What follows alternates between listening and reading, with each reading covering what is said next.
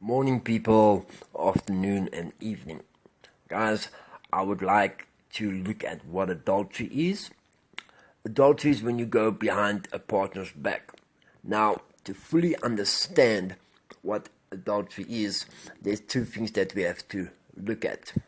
Number one will be, when is a person a partner?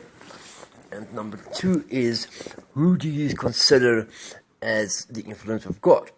Is it your government with their marital status, or is it actually God being omnipresent?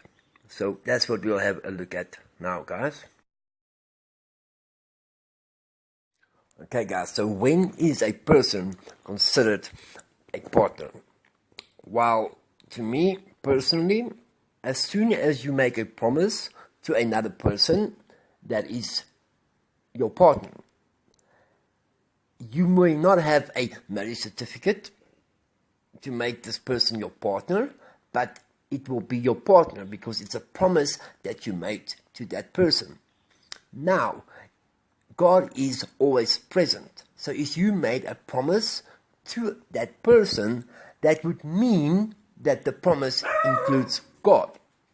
So a person is a partner when you make a promise. Okay, guys, but now, who or what do you recognize God to be?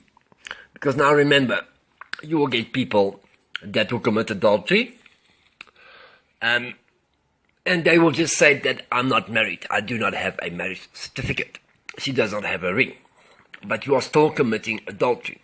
So, do you recognize God as God being spirit, the main authority in your life, or do you recognize the government and its rules and its authority as your God?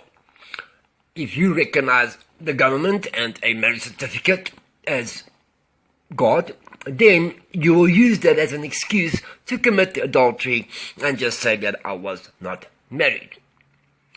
Guys, when you make a promise to a person and you break that promise to that person, you are committing adultery in the eyes of God. A marriage certificate is the enemy's way of bounding people and giving them actually a free pass to commit adultery. Because when they do not have a marriage certificate, it means that they can commit adultery and sleep around even when they have a promise to a person.